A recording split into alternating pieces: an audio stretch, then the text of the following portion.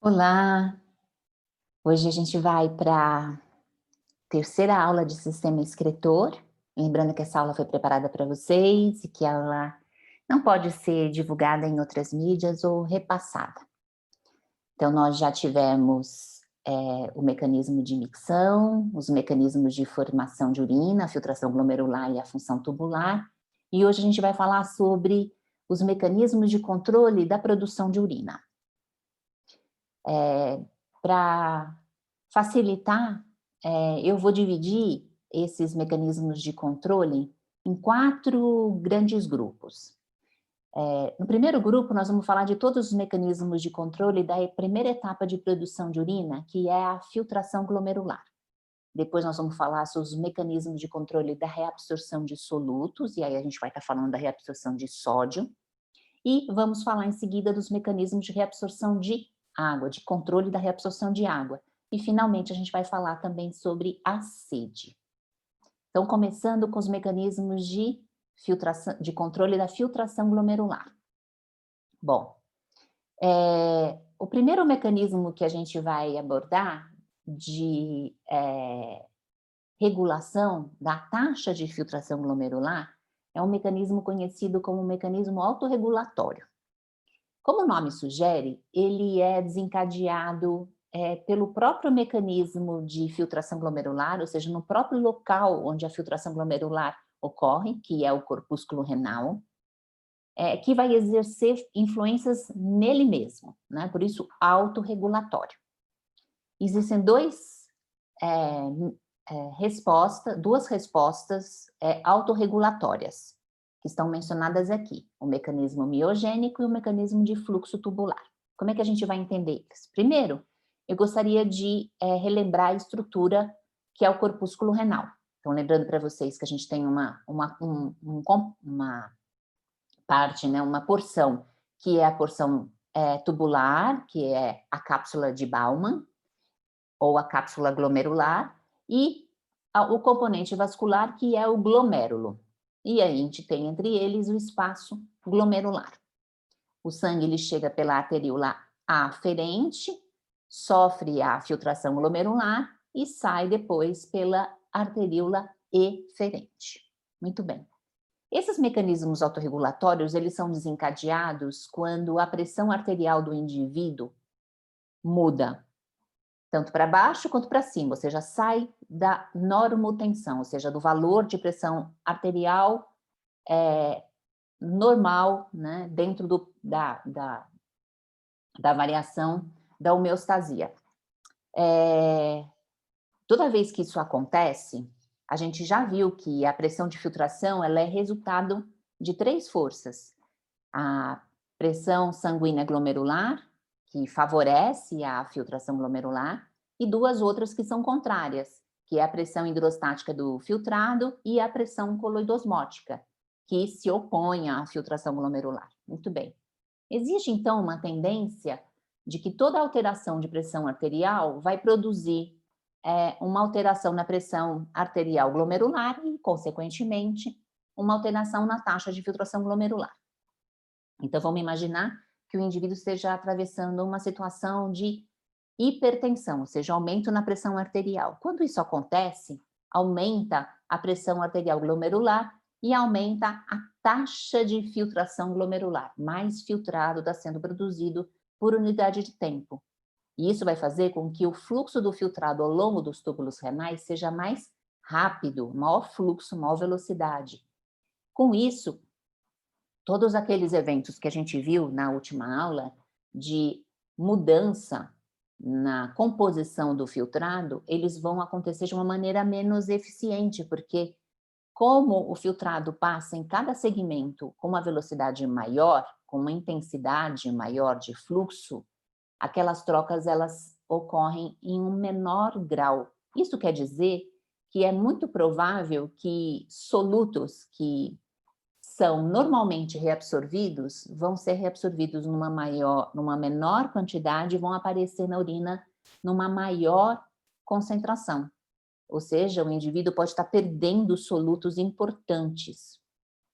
Ao contrário, se o indivíduo estiver passando por uma hipotensão arterial, Isso vai levar, no primeiro momento, a uma queda na pressão arterial glomerular. Isso vai fazer com que a taxa de filtração seja menor, e isso quer dizer que o filtrado produzido vai percorrer mais lentamente os túbulos renais. E coisas que são, né, solutos que são reabsorvidos, vão ser reabsorvidos uma maior intensidade. Isso quer dizer que, às vezes, pode acontecer de solutos voltarem para a circulação sistêmica em uma concentração que não é necessária para o organismo, que ele deveria estar descartando na urina, mas ele está reabsorvendo por conta desse percurso mais lento do filtrado ao longo dos tubos renais. Onde eu quero chegar com isso? Não é interessante para o organismo ficar com a função tubular à mercê das variações da pressão arterial por conta de alterações decorrentes na taxa de filtração glomerular. Por quê? Por que à mercê? Porque a urina produzida, ela não é a urina que está sendo produzida sob um controle específico da função tubular, e sim consequência de uma alta taxa ou uma baixa taxa de filtração glomerular. E é por isso que existem esses mecanismos autorregulatórios. Eles vão estar sendo desencadeados sempre que a pressão arterial se modificar, fazendo com que a taxa de filtração glomerular volte ao valor normal, independente da variação da pressão arterial. Então, a gente tem dois tipos, como eu já disse, e cada um deles vai estar relacionada a uma alteração na pressão arterial. E a gente começa com o miogênico. O miogênico, como o nome sugere, ele tem origem no músculo. Se a gente está falando de corpúsculo renal, o único músculo que a gente tem aqui no corpúsculo renal é a musculatura lisa das arteríolas. Bom, toda vez ele é desencadeado em situações de hipertensão. Toda vez que a pressão arterial sobe para cima, né, valores superiores à pressão arterial normal, o grau de estiramento de todo o sistema arterial aumenta por conta dessa maior pressão. Isso é verdade também aqui na arteríola aferente. Existem células sensoriais na arteríola aferente que vão estar detectando esse aumento no grau de estiramento arteriolar, por conta do aumento da pressão arterial. E aí vai ocorrer aqui uma vasoconstricção reflexa. Então, um aumento na pressão arterial, aumenta o grau de estiramento da musculatura lisa da arteríola aferente. E a resposta é uma vasoconstricção. Bom, vamos entender por que essa vasoconstricção é importante. Com o aumento na pressão arterial, no primeiro momento, aumenta o fluxo sanguíneo glomerular, né? Porque aumenta a pressão sanguínea glomerular, vai aumentar a taxa de filtração glomerular. Bom, ela está aumentada, ela está maior do que o normal. Então, o mecanismo autorregulatório miogênico, o que ele vai fazer? Ele vai produzir essa vasoconstricção na arteríola aferente, reduzindo o fluxo sanguíneo para o glomérulo, diminuindo a pressão arterial glomerular e, com isso, voltando a taxa de filtração glomerular para o valor normal. Bom, o mecanismo que ocorre com as situações de hipotensão é o mecanismo de fluxo tubular. Como o nome sugere, ele vai envolver fluxo do filtrado no túbulo renal. Vamos lá. Quando a pressão arterial cai, no primeiro momento, cai a taxa de filtração glomerular, como a gente já viu. Bom, isso quer dizer que o fluxo do filtrado ao longo dos túbulos renais vai ser mais lento. Ok. Para a gente compreender esse mecanismo, eu vou chamar a atenção de vocês aqui para um arranjo estrutural do néfron que eu ainda não mencionei a vocês. Existe uma região de contato próximo entre o corpúsculo renal e o segmento do túbulo distal do próprio néfron. Então, vamos imaginar aqui, a gente tem corpúsculo renal, cápsula de Bowman, túbulo proximal. Imaginem aqui a alça de Henle vindo em direção à medula, e ela volta em direção à córtex, subindo, seu ramo ascendente, e aqui chega o túbulo distal. Então, aqui é um segmento do túbulo distal desse mesmo néfron. Muito bem. Nessa região do túbulo distal, que é próximo às arteríolas do glomérulo aqui, ou seja, próximo ao corpúsculo renal, essas células elas estão diferenciadas em células mecanorreceptoras, que vão detectar essa queda no fluxo do filtrado, por conta da queda da pressão arterial. E aí, essas células, elas vão informar aqui as células musculares lisas da arteríola aferente, fazendo que ocorra liberação pelas células endoteliais, óxido nítrico, que vai agir na musculatura lisa, causando vasodilatação. Muito bem, uma vasodilatação aferente vai aumentar o fluxo sanguíneo para o glomérulo, aumentando a pressão arterial glomerular. E isso vai fazer com que a taxa de filtração aumente. Ela estava diminuída por conta da hipotensão. Ou seja, são dois ajustes locais de regulação da taxa de filtração glomerular frente a variações na pressão arterial, de maneira que a taxa de filtração glomerular não fique à mercê das variações da pressão arterial e a produção de urina também não. Ok. Bom, o segundo mecanismo de controle da taxa de filtração glomerular é o mecanismo hormonal, que é aquele dado pelo sistema renina-angiotensina, que nós já falamos um pouquinho, né, em sistema cardiovascular, e agora a gente vai compreender melhor esse mecanismo.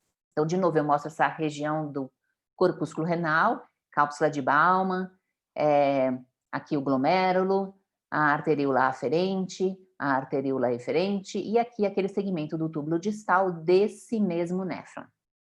Muito bem. Eu já mencionei para vocês que existe aqui uma região do distal que é próxima ao corpúsculo renal.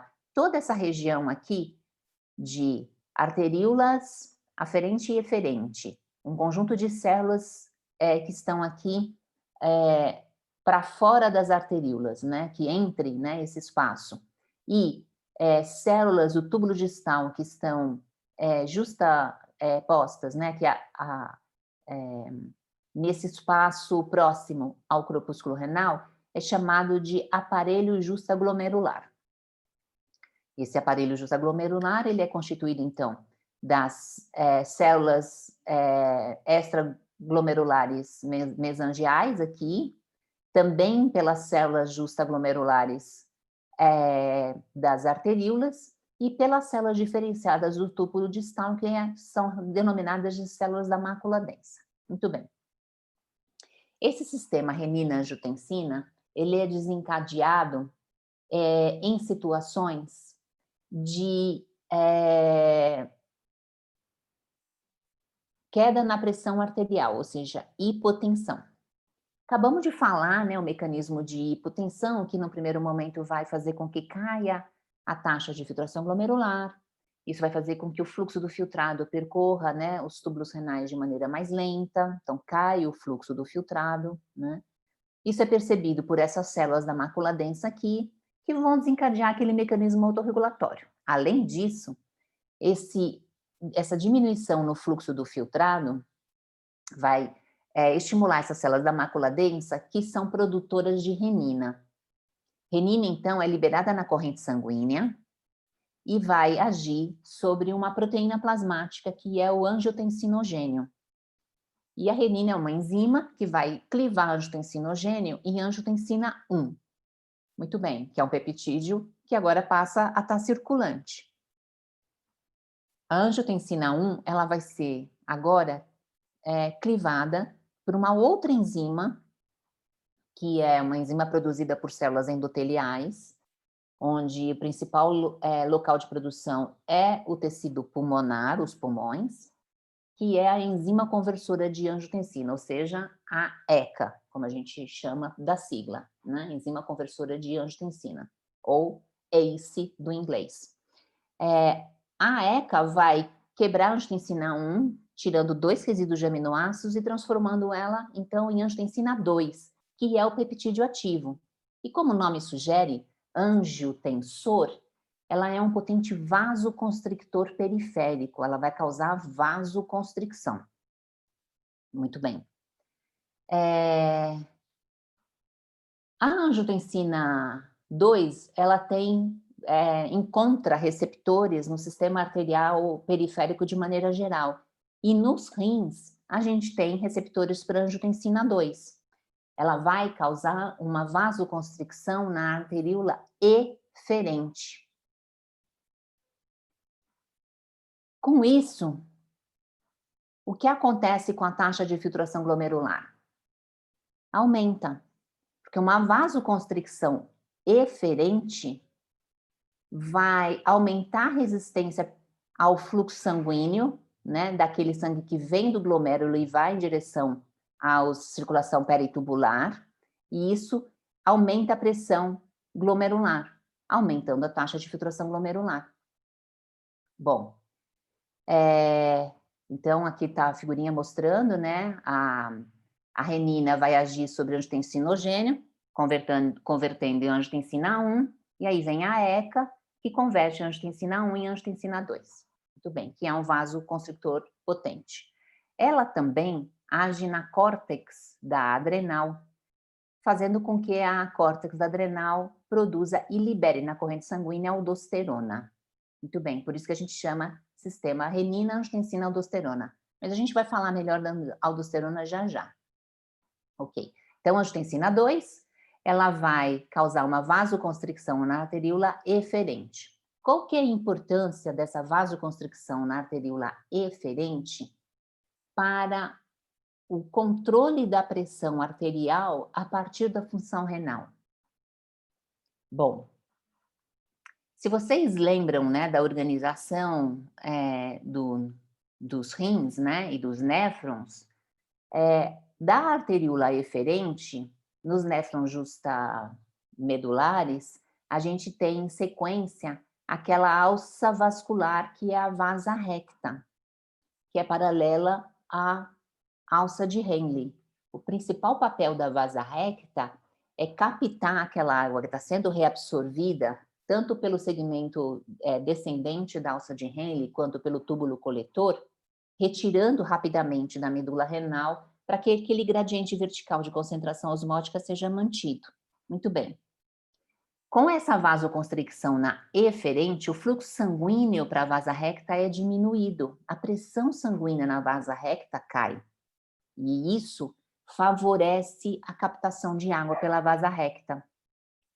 Então, a vasoconstricção eferente, ela vai aumentar a pressão glomerular sanguínea, né, e a filtração, e reduz o fluxo sanguíneo na vasa recta, ou seja, o fluxo sanguíneo nos capilares peritubulares. Isso reduz a resistência à reabsorção tubular, essa reabsorção tubular aumenta, e aí o volume urinário vai ser menor com uma concentração alta. Ou seja, a urina vai ser concentrada, e esse retorno da água para o sistema circulatório contribui para a elevação da pressão arterial, que foi o que causou, né, todo esse mecanismo, a queda da pressão arterial. Muito bem. Se o indivíduo está atravessando um momento de hipotensão prolongado, né, ou seja, ele teve uma grande perda de volume sanguíneo, como uma hemorragia, um acidente, ou desidratou, né, a angiotensina 2, ela vai passar a agir também na arteríola aferente, causando uma vasoconstricção, porque ela é um vasoconstrictor, reduzindo a taxa de filtração glomerular e, com isso, reduzindo a produção de urina, como sendo também um papel importante na manutenção de água no organismo, para que isso contribua para a elevação da pressão arterial. Como é que isso é possível de explicar, né? Então, Numa situação de queda da pressão arterial, a gente vai ter angiotensina 2 circulando. A angiotensina 2 vai agir no primeiro momento na arteríola eferente, e isso já vai contribuir para a elevação da pressão arterial no indivíduo. No entanto, se essa hipotensão ela é prolongada, ela passa a agir também na arteríola aferente, e com isso reduz a produção de urina. Bom, isso é explicado fisiologicamente pelo número diferente, né, de receptores nos dois locais. A arteríola eferente, ela tem um número de receptores para angiotensina 2 muito maior do que a arteríola aferente. Então, qualquer traço de angiotensina 2 vai agir na arteríola eferente no primeiro momento. Mas se a hipotensão é mantida, renina continua sendo liberada, continua sendo produzida angiotensina 2, as concentrações de angiotensina 2 vão crescendo ao longo do tempo, e aí ela passa também a encontrar os receptores de angiotensina 2 na arteríola aferente, causando a vasoconstricção aferente também. Bom, com isso a gente fecha o controle hormonal da filtração glomerular e agora a gente vai para o controle neural. Isso é feito pelo sistema nervoso autônomo simpático. Eu mencionei para vocês no primeiro dia do sistema excretor, né, que os rins só recebem inervação simpática, não tem inervação parasimpática no rim, e a inervação simpática por fibras noradrenérgicas, ela chega exclusivamente à arteríola aferente. Ou seja, uma descarga simpática vai liberar noradrenalina, adrenalina nos botões, né, terminais das fibras simpáticas aqui na arteríola aferente, que vão causar uma vasoconstricção na arteríola aferente. Com isso, há uma queda na pressão de filtração, uma queda na produção de urina. Tá? Então, é por isso que quando aumenta o tônus simpático, há uma diminuição no fluxo urinário, na produção de urina. Isso como uma tentativa também de manter a água no organismo, né, e elevar a pressão arterial com isso. Lembrando que hipotensão aumenta tônus simpático. Ok, a gente fecha com isso o controle da filtração glomerular e agora a gente vai para os mecanismos de controle de reabsorção de solutos, e quando a gente está mencionando esses mecanismos, a gente está falando basicamente dos mecanismos de controle da reabsorção de sódio. A gente já viu que o sódio é um soluto que, ao ser transportado, ele interfere com o transporte de outros solutos e também de água. Então, todos os mecanismos que, de alguma maneira, regulam a reabsorção de sódio podem estar interferindo em mecanismos de reabsorção de outros solutos e de água. E por isso que o mecanismo hormonal de controle da reabsorção de sódio acontece preferencialmente no túbulo distal. Por quê? Porque é um local onde a reabsorção de sódio ela não está acoplada a outros solutos importantes, como, por exemplo, acontece no tubo proximal, em que a gente tem reabsorção de sódio, de glicose, de aminoácidos, bicarbonato, tudo junto, né? E, inclusive, um grande volume de água também sendo reabsorvido. Já no túbulo distal, o mecanismo ele é apenas de cotransporte sódio-cloreto, ainda assim numa quantidade maior de sódio que de cloreto, porque grande parte do cloreto foi reabsorvido na alça de Henle, e ainda assim corresponde a uma quantidade bem pequena de sódio com relação àquilo que é originalmente filtrado no mecanismo de filtração glomerular. E quem faz esse controle é o hormônio chamado de aldosterona, tá? Então, a aldosterona é um hormônio da córtex da adrenal, a gente já falou disso, que vai aumentar a reabsorção de sódio, preferencialmente no túbulo distal. E também pode agir na alça de Henle, lembrando que a primeira metade do tubo distal, ele tem células semelhantes às células do ramo espesso da alça de Henle, né? E o finzinho do tubo distal, já começo de túbulo coletor, também tem os mesmos tipos celulares. Então, a aldosterona, ela pode ter aí um local de atuação que é maior do que o túbulo distal, por conta da gente ter células semelhantes, né? Mas o principal local, sem dúvida, é túbulo distal. Bom, e aqui, de novo, a gente mostrando, né, os mecanismos de reabsorção de sódio, né? Então, a gente tem uma grande quantidade de sódio sendo reabsorvido no proximal. Na alça de Henle, nós só vamos ter no ramo ascendente, no ramo descendente não tem, né? Então, no ascendente, a gente tem reabsorção de sódio de novo, e aqui no túbulo distal, né, e túbulo coletor, a gente continua tendo, né? Segmento que é de 4 a 5% de sódio originalmente filtrado. E aqui só para mostrar para vocês, né, também os mecanismos de reabsorção de água, a gente volta a falar deles já já. Lembrando que esse mecanismo é um mecanismo que depende indiretamente da bomba sódio-potássio ATPase, que vai criar aquele gradiente químico para sódio, favorecendo a difusão facilitada de sódio pela membrana apical. Muito bem. Então, a gente precisa de transportadores de sódio na membrana apical. E a aldosterona, o que ela faz? Aqui está a aldosterona, né? Lembrando que é um hormônio de natureza esteroídica, ela se origina do colesterol, né?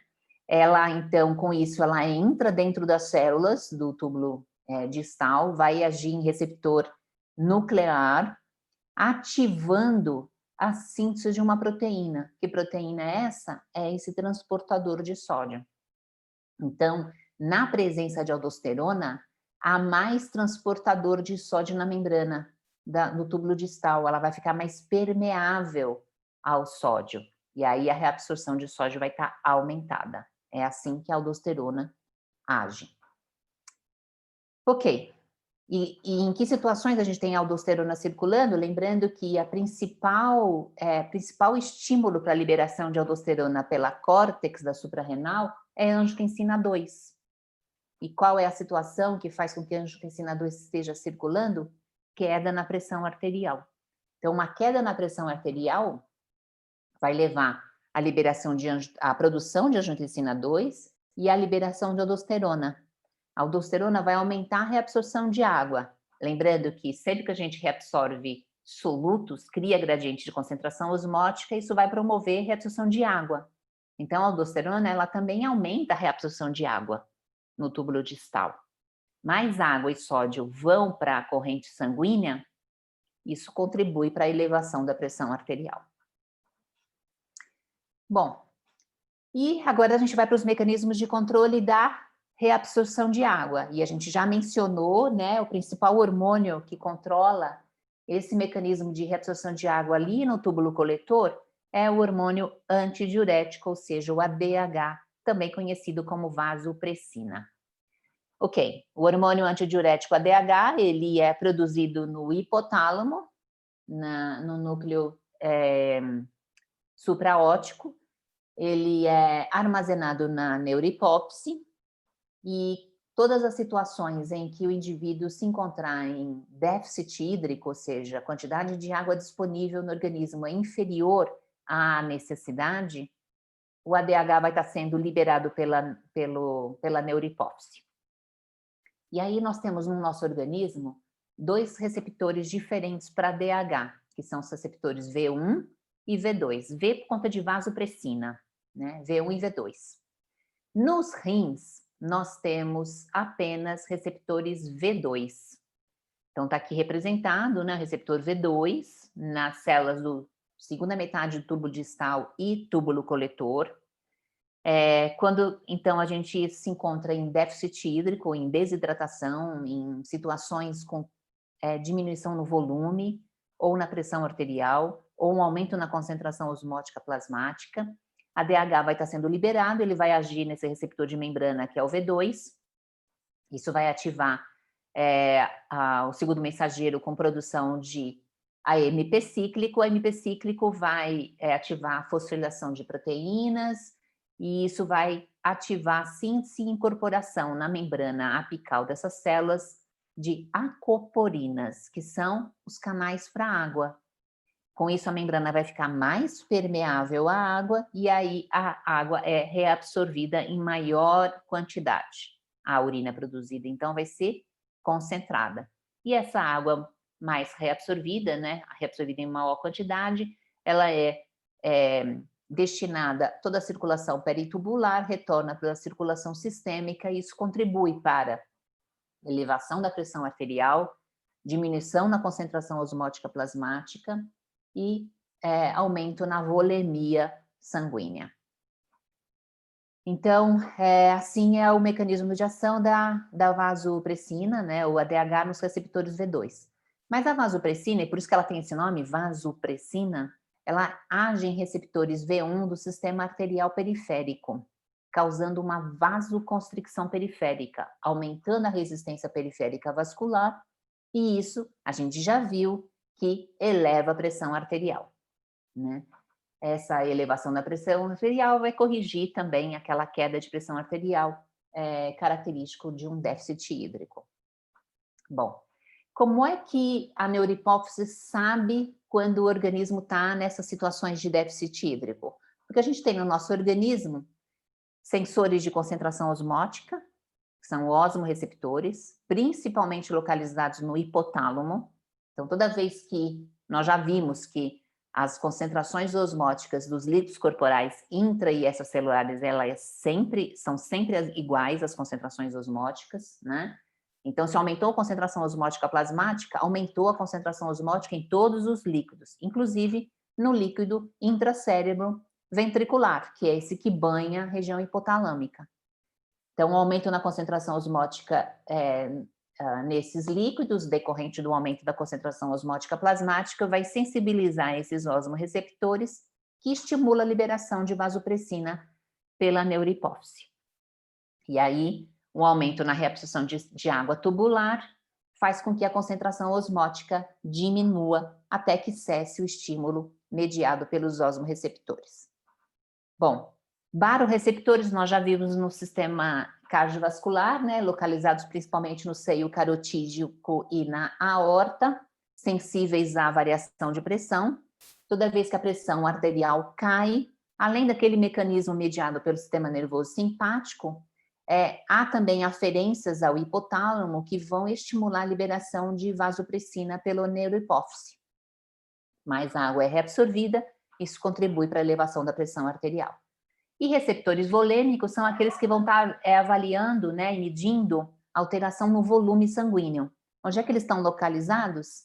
Dentro das câmaras cardíacas, principalmente nos átrios. Principalmente no átrio direito, que é aquele que recebe o retorno venoso da circulação sistêmica. Toda vez que o retorno venoso diminui e o volume sanguíneo diminui, o grau de estiramento do átrio direito está menor, é diminuído. E isso é percebido por esses receptores volêmicos, que têm aferências ao hipotálamo, estimulando a liberação de ADH pela neurohipófise.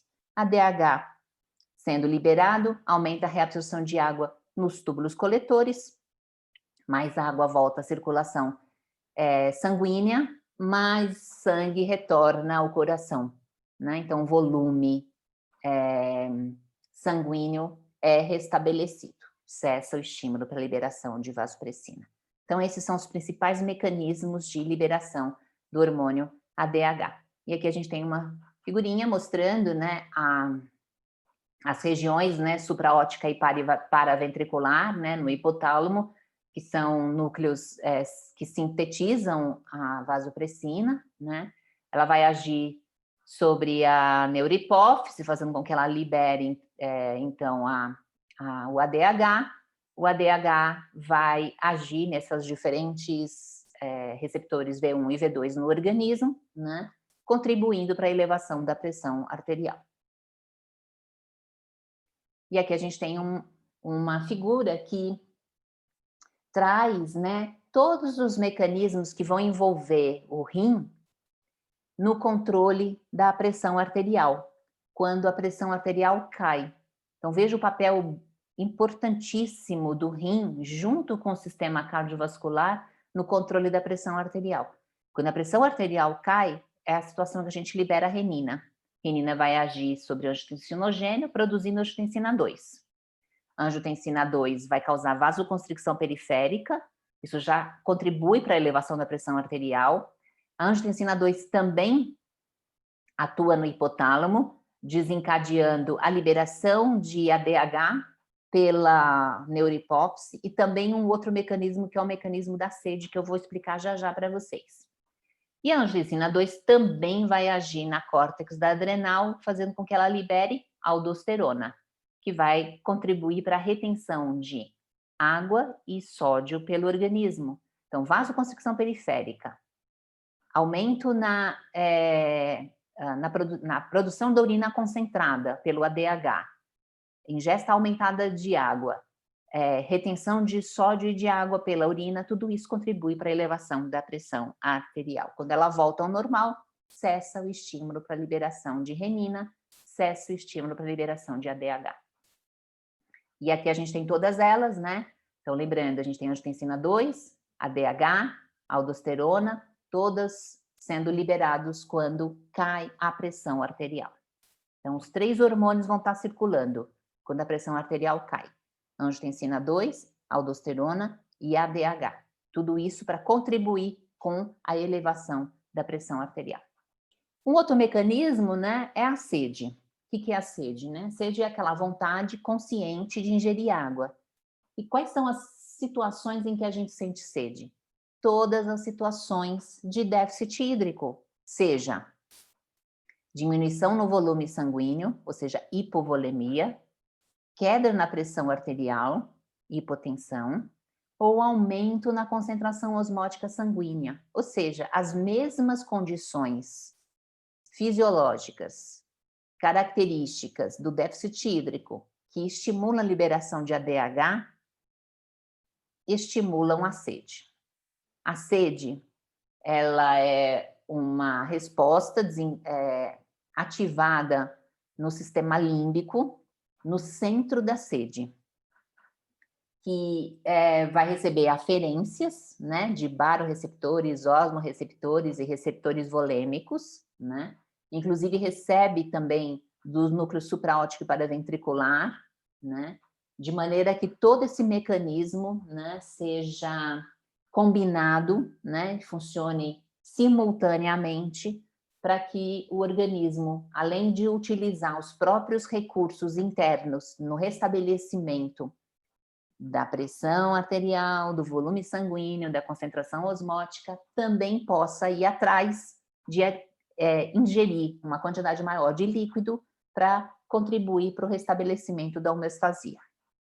Bom, todo mundo sabe que quando a gente ingere, então, um líquido, né, a sede é inibida rapidamente, mas a gente já viu, quando a gente estudou sistema digestório, que vai demorar pelo menos uns 20 minutos, dependendo se tem alimento junto ou não, para que essa água comece a ser absorvida no intestino, né, e possa corrigir essas situações de déficit hídrico, mas a sede já foi inibida. Por quê? Que na nossa cavidade oral nós temos receptores, que são mecanorreceptores e quimiorreceptores, que vão informar via aferência ao sistema límbrico e ao centro da sede de que líquido foi ingerido, e a sede é inibida. Se a ingesta de líquido não for suficiente para restabelecer esse déficit hídrico e corrigir isso, a sede volta a ser estimulada, né? Mas é um mecanismo de proteção para evitar que a gente ingira uma quantidade, um volume maior do que aquele necessário. E muita gente acaba se beneficiando, né, dessa pronta inibição, né, quando tem uma quantidade de líquido para ser ingerido menor do que a demanda, né?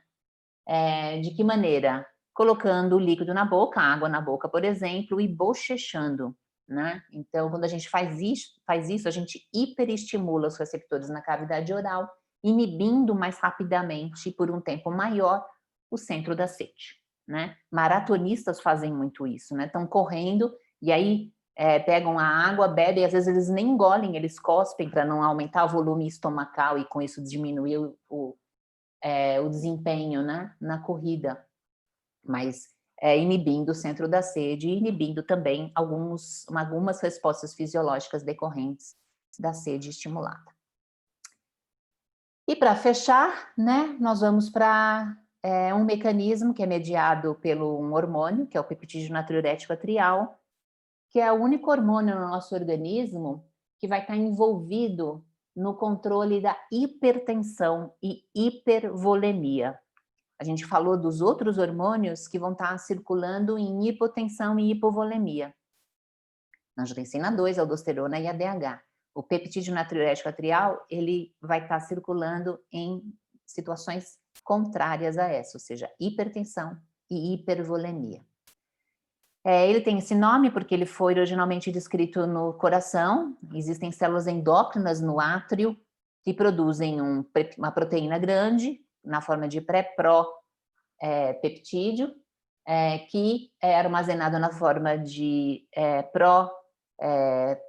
ANF, ou fator natriurético atrial, e no momento que vem o estímulo, né, ele é clivado e o peptídeo ativo é liberado na corrente sanguínea. E ele é natriurético, porque a primeira função descrita para esse peptídeo foi de aumentar a excreção na urina de sódio. Sódio é Na, né, do latim natrium. Então, ser natriurético significa aumentar a excreção de sódio pela urina. E como é que ele faz isso? Bom, ele tem vários nomes, né? Peptídeo natriurético atrial, fator natriurético atrial, então ANF, ANP, enfim, tem várias maneiras de denominar esse peptídeo. Como é que ele faz isso?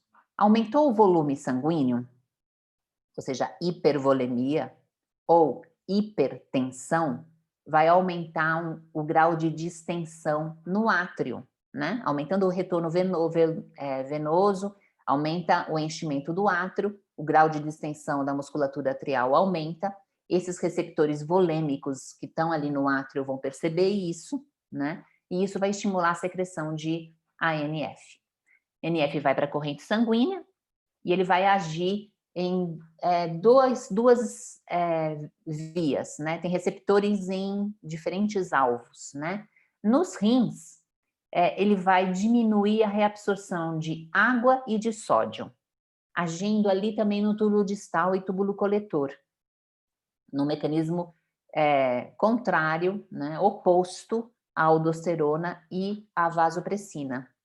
Então, mais água e sódio são excretados pela urina. Então, na verdade, ele é um fator natridiurético também, porque ele não aumenta só a excreção de sódio, ele aumenta também a excreção de água pela urina. O outro mecanismo de ação dele é no sistema arterial, causando dilatação na arteríola aferente e constricção na eferente. Isso aumenta a taxa de filtração glomerular, aumenta o fluxo sanguíneo glomerular e, com isso, a taxa de filtração glomerular. Isso vai fazer com que maior volume de urina seja produzido. Maior volume de urina, com mais água, né, e mais sódio. Isso vai contribuir para diminuição na pressão arterial, diminuição no volume sanguíneo. Então, a regulação é feita pelo peptídeo natriurético atrial. Ok, então, com isso a gente encerra esses mecanismos de controle da produção de urina, lembrando, né, que uma das funções importantes do sistema excretor, né, dos rins, no controle da volemia, da concentração osmótica e eletrolítica, e também da pressão arterial. Então, todos esses mecanismos de controle da produção de urina são mecanismos também de controle da nossa homeostasia hídrica, eletrolítica, de solutos e de pressão arterial. Até a próxima.